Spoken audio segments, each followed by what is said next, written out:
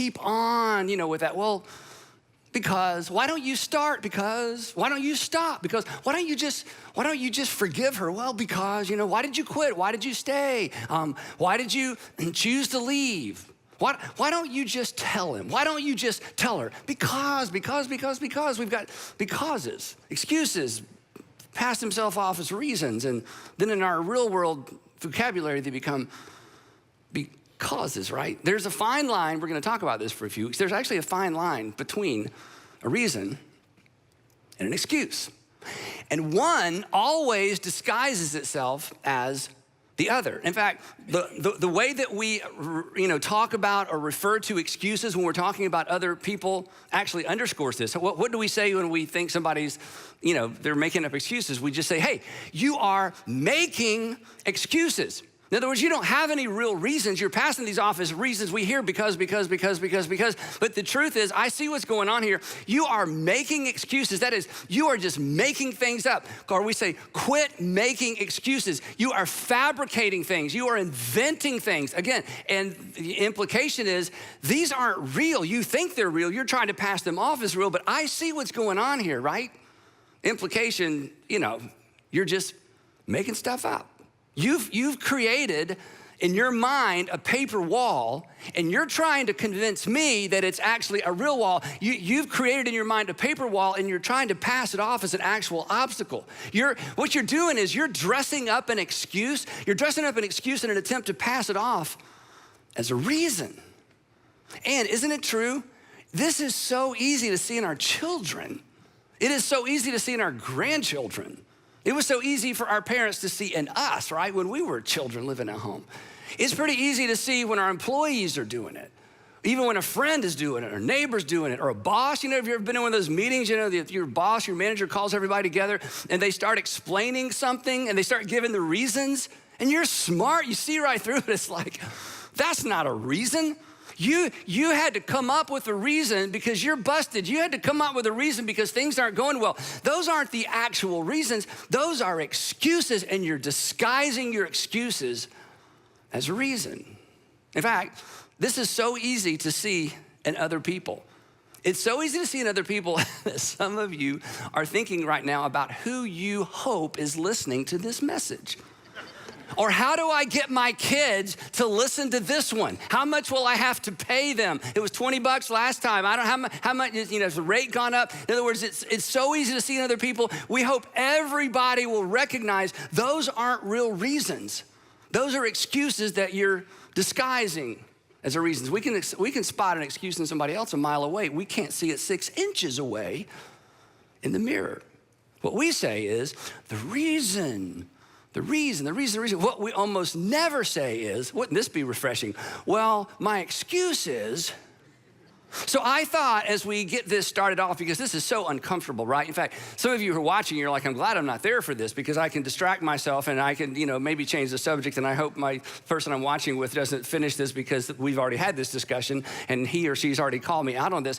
So I thought it would be fun to just practice something that we virtually never say that perhaps we should say more often. This may change a relationship for you. This may change a relationship between you and your kids or your parents or a husband and wife. So I just want you to repeat after me, and just look straight ahead, no elbows, no texting. Did you hear that? Just us, okay? Just repeat after me. My excuse is, yeah, a little more, we're old. My excuse is, so repeat after me. You know what, honey? My excuse is, yeah, wouldn't that be refreshing? You know how you know it's be refreshing? Because you would love to hear him or her or your kids to say it. Why didn't you finish your homework? Well, Dad, my excuse is, wow, hey, at least we're dealing with reality, right?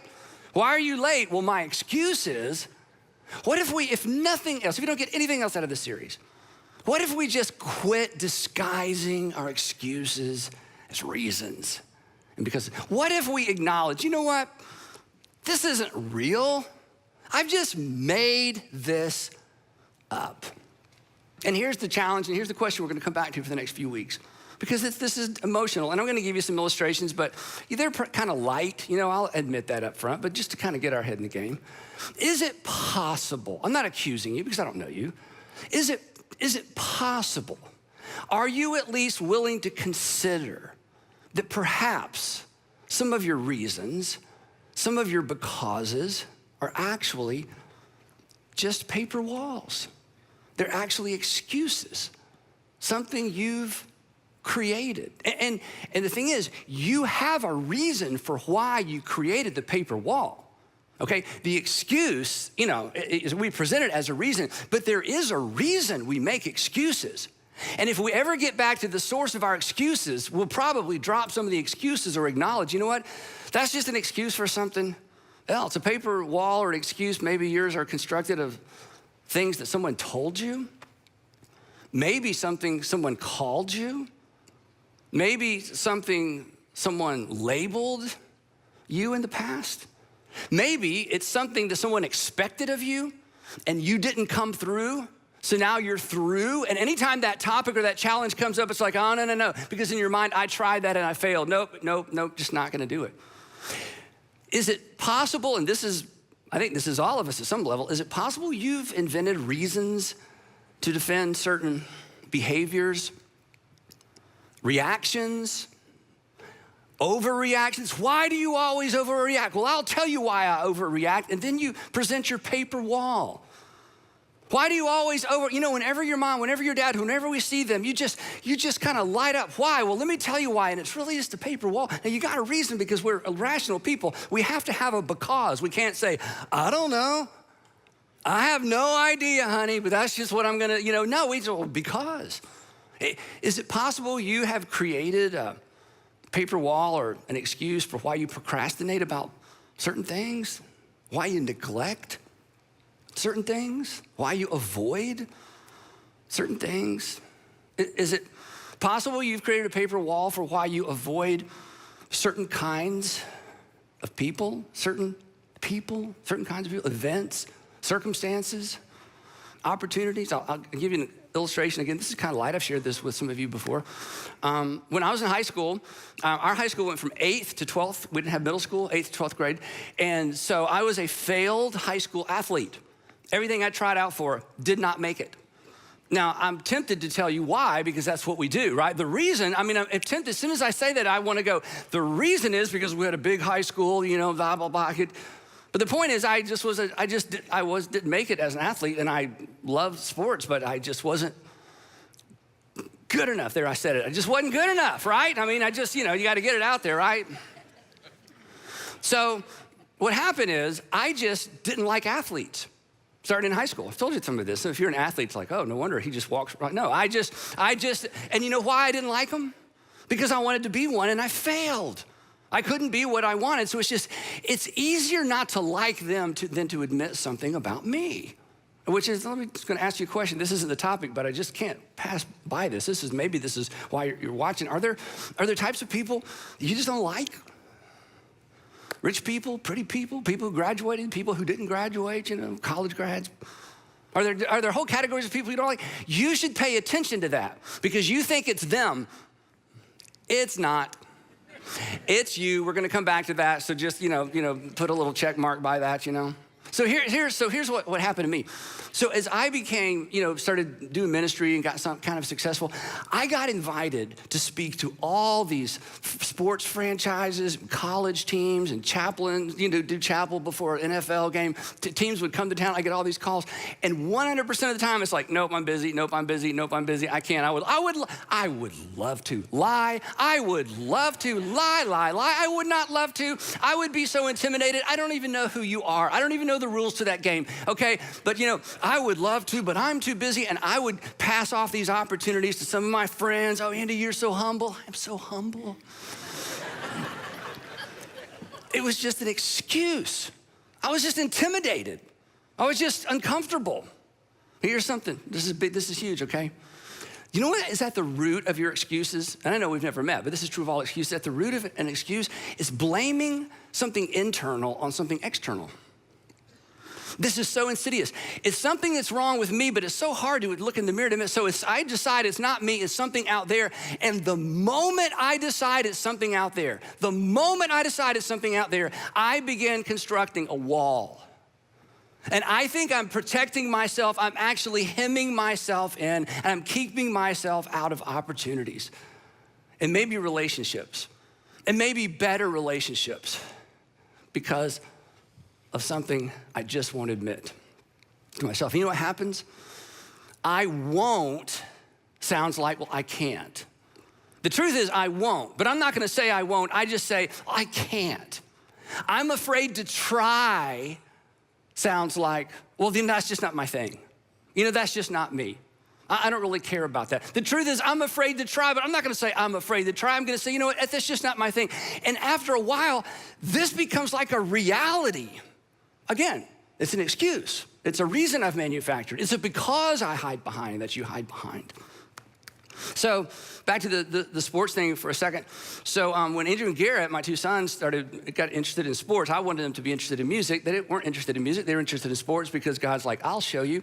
Anyway, so, which is fine. So they start playing baseball, they're 8, 9, 10 years old. So, they always want dads to be the coaches. Well, do you think I volunteered to coach my sons? Are you kids like, nope, you guys got this, they're 8 years old. I know, but I'm left, ready for this one? Okay, don't laugh. I'll see if you can not laugh. I'm left-handed. I can't even borrow a glove. Get it? Because everybody's right-handed. Okay, yeah, you didn't get it. Anyway, I came up with all kind of paper walls, right? So then the coolest, or not coolest, the awful thing that turned out to be a cool thing happened. So Andrew, my oldest, is 10 years old, and they just moved up to kid pitch. Some of you remember kid pitch. This is when 10-year-olds throw baseballs at other 10-year-olds, okay? They call it kid pitch, but this is a kid pitching. Anyway, so kid pitch, it's the second game. I'm on the bleachers with my friend Dave, because I'm not about, I'm just gonna be, the dad fan. Second game, this dad, 3 bleachers down or 3 rows down, the umpire makes a call. Now, keep in mind, these boys are 10 years old, okay? 10 years old. And this dad goes berserk. He jumps down, he is standing behind the umpire, his hands are wrapped around the chain link fence, and he is screaming at the umpire. They are 10 years old, he's lost his mind. And the umpire turns around and says, okay, and he knew his name, he called him by name because he had done this before. He said, you need to sit down, I'm gonna throw you out of the park. And he's just, he throws his dad out of the park, says, leave the park. He says, we're holding the game, so you leave the park. And he's cussing, and I'm sitting there going, what have we signed our kids up for? Then our coach, daddy coach, comes out of the dugout, and he starts getting on the umpire about the call and throwing his buddy out. So the umpire, now some of you are like, yeah, seen this 1,000 times. Others of you are like, I'm not allowing my kids to play organized sports, okay? If I ever have kids. So then the umpire, I'm not making any of this up, umpire throws our coach out. You're out, leave the park. Then the assistant coach comes out, and this is almost a quote. So I guess if you're gonna throw him out, you're gonna throw me out too. Throws the assistant coach out, calls the game. The boys are 10 years old. They're like, this all happened within, a minute and a half, right? The game over. Now, they're 10 years old. Do you know what their biggest concern is? Are we still going to Brewster's? Does this mean we can't go to Brewster's? I mean, they're 10 years old. They want, that's an ice cream place for those of you who live in different parts of the country or the world. Yeah. So then the coaches, get the boys together and they're apologizing. The umpire walks out and says, you two, out of the park. You cannot come to the next 2 games. Yeah, he wasn't messing around.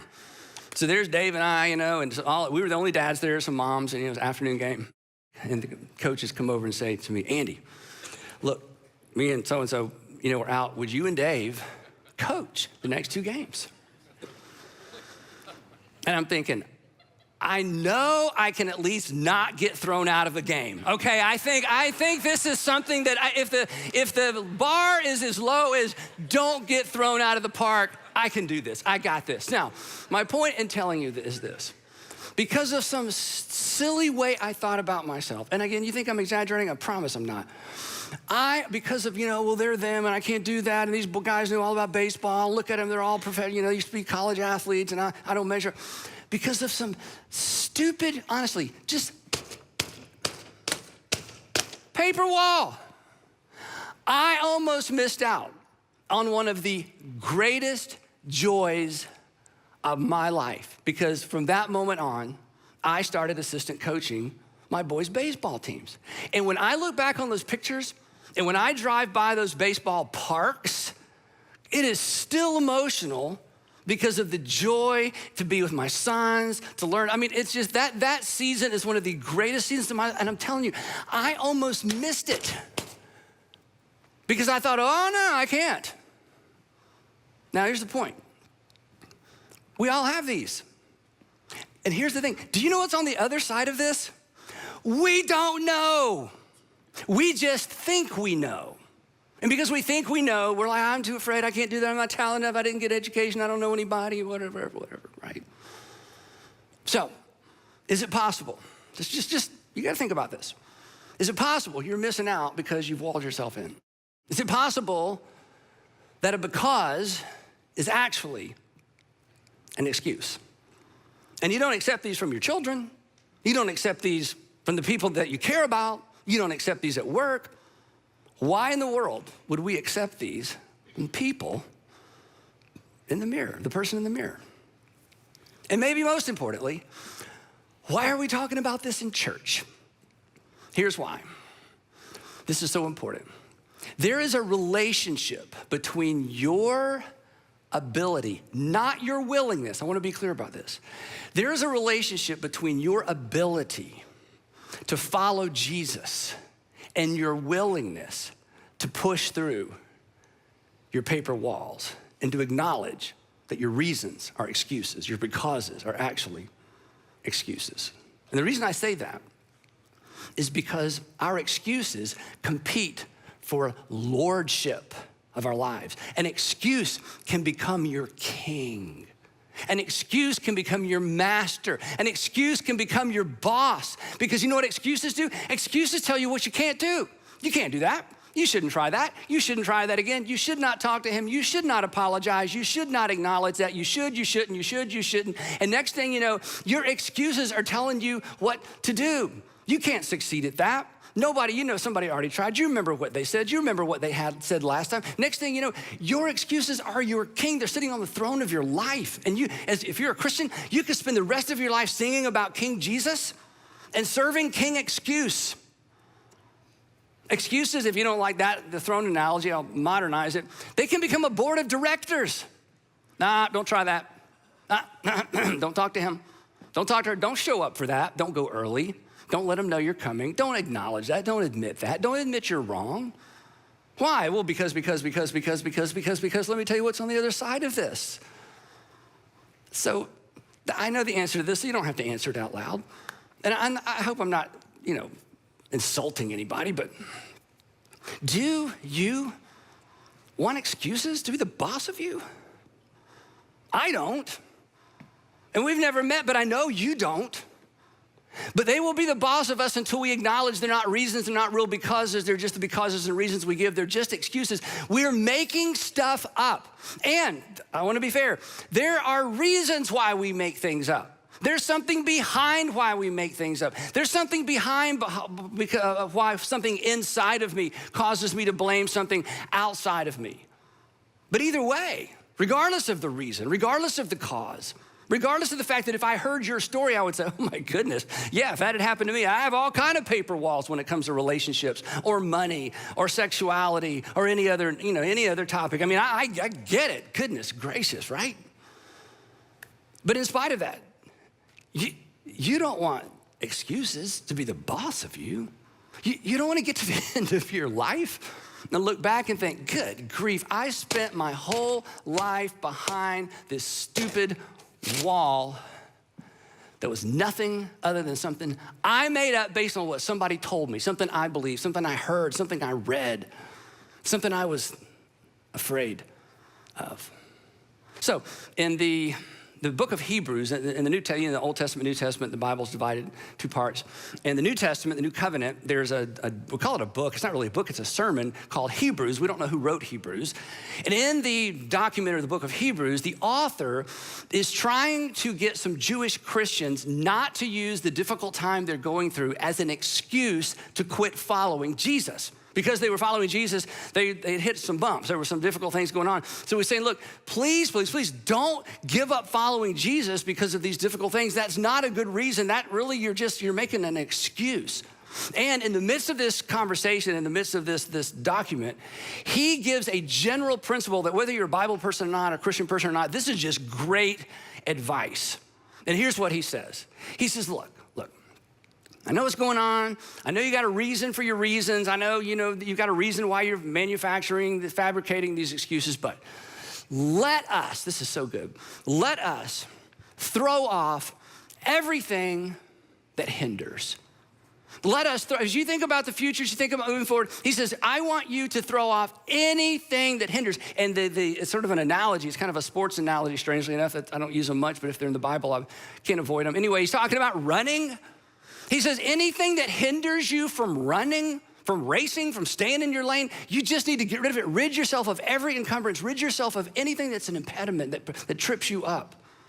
And this is so fascinating, or as an example of, and the sin that so easily entangles. Now, if you used to be a Christian or you're exploring faith, what I'm gonna say next is so important as you think about moving forward. And maybe if you've been a Christian a long time, this will put some things in perspective. This word sin, if you follow Jesus through the Gospels, Jesus is very specific about what sin is. And he doesn't give a list. Here's 5 things not to do, here's 4 things. He doesn't do it that way. Do you know what sin was for Jesus? It's so consistent. Sin was anything that hurt someone. Sin was anything that hurt someone, and sin was anything that hurt you. Which makes sense, because if for God so loved the world, and he loved the people in the world, then he doesn't want the people of the world to get hurt, and he doesn't want them to hurt each other. And you're like a good parent, when you see somebody do something to one of your kids, or one of your kids does something to a brother or sister that hurts them, you're not upset because they broke a rule. You're upset because your child got hurt, whether there was a rule about that or not. From now on, there's gonna be a rule, but we don't do that because it hurt your brother, hurt your sister. So anything that hurts another person, that's what sin is. And if you hurt yourself, from God's perspective, who loves you, that's a sin. Lying is a sin. Lying is a sin because you know what lying does? We talk about this. Lying breaks a relationship. You can't have a real relationship with somebody who lies to you. Lying breaks a relationship. Well, anything that breaks a relationship breaks God's heart, because God's about relationship. So lying is a sin. And lying to yourself is a sin. Lying to yourself is a sin because lying to yourself hurts you. An excuse, if you want to look at it from this perspective, an excuse is really just a lie we tell ourselves about ourselves.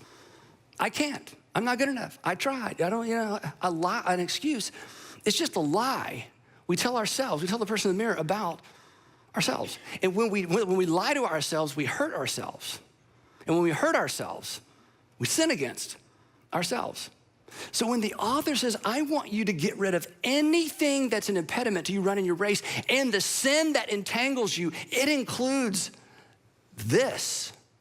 In fact, some of you have lied to yourself. You've got so many paper walls. In fact, before this series is over, maybe before this day is over, maybe we've already gotten there, some things have already come to mind. You've lied to yourself. You've hurt yourself, which means, this is odd, but you owe yourself an apology. You should go home, sort of being facetious, but maybe this would help you. You need to go home and look in the mirror and apologize to yourself. You know what, I've been lying to you, Andy, and I've been holding you back. I've been making up things and calling them reasons they're not reasons. I've got all these becauses, but I've been lying to you. I'm not gonna lie to you anymore. I promise never to do it again. Because those aren't reasons. That's just stuff I made up, and I'm standing here behind it like I can't move forward. And it's because I'm believing something and telling myself something that's just not true. So he says, come on. This is great advice, Christian or not. Throw off everything that hinders you and the sin that so easily entangles you. In other words, no more excuses. He says, and once you do, you're gonna be free. Back to the running thing. You're gonna be free to run. He says, and once you do, this is so, you can almost hear the music in the background. And let us run, he says, let us run with perseverance or endurance, the race marked out for us. Now, this is a fascinating thing. Whether you're a religious person or not may determine how you interpret this. But if you're a Christian and you grew up with the notion, or you believe that God has a plan for you, that's your race. That God has a will for your life, for your family, for that you do something on purpose and end up with purpose and look back on your life and feel like, hey, my life mattered. He says, the author says, look, I want you to run the race. There's a race that's been marked out for all of us Jesus followers, and then there's a race that's been marked out for you specifically. And if you're not a Jesus follower, if you're not a Christian, you've got goals, right? You've got some mental picture of what could and should be for your future and your family. And the author is saying, look, don't lose your own race. And don't lose your own race because you blame things that really weren't even real to begin with. Would you just get rid of anything that holds you back so that you can at least run and compete in the race that God has laid out for you? Yeah. Instead of just making stuff up. Now, what he says next, I want to tell you what he says next before I show you how the author says it next. This is such a huge idea. This could be a message in and of itself, but we talk about these kinds of things all the time, so I don't want to just keep going back and back and back. What he says next, and this is so subtle and this is so challenging, he says, you need to quit focusing on yourself. Do what? He says, yeah, you need to quit focusing on yourself. If you live for yourself, you only have yourself to show for yourself, right? Live for yourself. In the end, you only have yourself to show for yourself. Great funerals, you know what a great funeral is? There's so much to celebrate, we run out of time. Do you know what a bad funeral is? Nobody wants to speak for the deceased. Pastor Stanley, you've got 30 minutes. We got nothing. Well, I don't even know, well, it doesn't matter because there's there's not a lot to talk about. Just, let's just get through it, right? Live for yourself. You'll only have yourself to show for yourself. People who build paper walls, and again, nobody does it on purpose, but people who build paper walls and live behind paper walls, people who make excuses, rarely make much of a difference. Have you noticed that? People who live behind paper walls and make excuses, even though their reasons, we buy their reasons, at the end of the day, they rarely make much of a difference because paper walls keep you and keep me from being engaged. Paper walls, they make us small. They make us self-absorbed. Paper walls, they rob you and they rob others. And paper walls rob the people around you of you. Here's a harsh reality. This is super deep. You may not agree with this, and that's okay. Excuses, not always, but maybe more times than we want to admit. Excuses are often selfishness disguised as humility. Oh, that was me. Like, thanks for that opportunity, but I'm busy. Liar. You sound so humble. You let the other pastors have that opportunity. You look so humble. You're just afraid. Sometimes our excuses, they come across as humility when it's really anything but. Now, if you're not a religious person, not a Christian, exploring faith, but not quite there yet, I need to drop you off right there. You're certainly welcome to listen to the rest of the message, but I'm just gonna leave you there. So between now and next time, don't miss next time, just acknowledge, start looking for paper walls and decide you're gonna throw off anything that gets in the way of you finishing the race that you have set out for you, whether you think God has set one out for you or not, okay? Because this is relevant to all of us. But if you're a Jesus follower, there's more. If you're a Jesus follower, the author says, oh yeah, one more step. This is so powerful. And many of you have heard this verse so many times, you've memorized it. He says, and while you're, let me just read the whole thing. Let's throw off everything that hinders and the sin that so easily entangles, and let us run with perseverance the race marked out for us. No period, just same sentence. Fixing, it's a participle, as you go, fixing our eyes on Jesus. Literally looking away to Jesus, or looking away to Jesus. Looking away from the excuses, looking away from the fears, the lack of opportunity, the lack of resources, the failure in the past, maybe even a disability. Looking away, fixing our eyes on Jesus. This is so powerful. When you fix your eyes on Jesus, or we talk about following Jesus, when you choose to follow Jesus, you will eventually have to stop manufacturing excuses. If you really decide to follow Jesus, Jesus will lead you through these. Jesus will expose those. If you follow Jesus, you will eventually have to stop manufacturing excuses because you'll eventually have to stop lying to the people around you and lying to yourself. We will stop hiding behind the why nots. And I know this is a little hokey, but it's true. And we'll begin asking, why not? Why not forgive? Why not initiate that conversation? Why not try again? Why not sign up? Why not finish my education? Why not just pay off that debt? Why not just be honest with her, be honest with him? Why not? When you follow Jesus, he's gonna lead you through all this nonsense.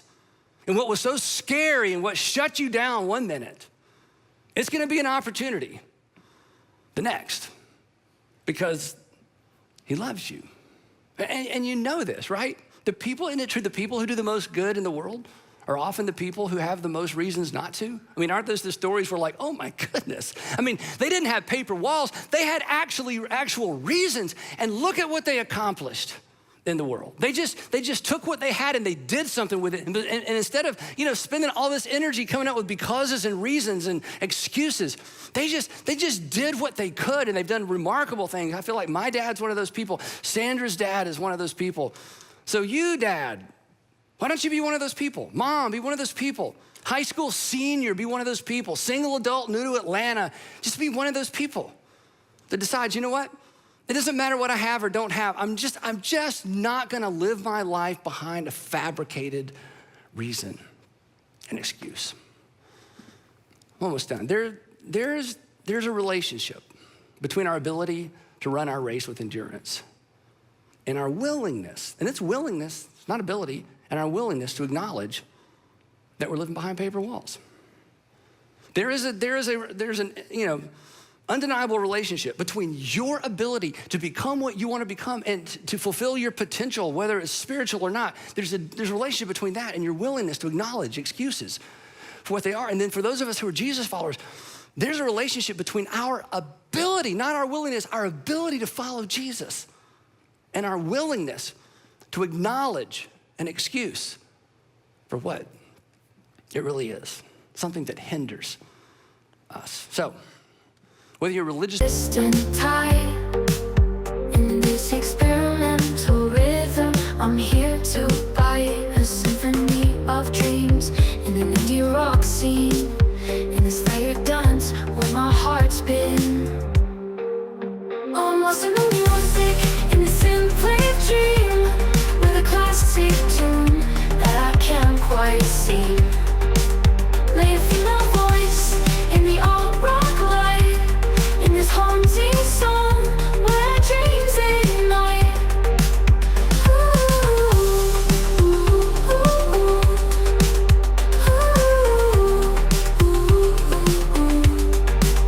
Through the haze of colors and the starry nights, I found my rhythm in the soft moonlight. Echoes of the past, they whisper sweet,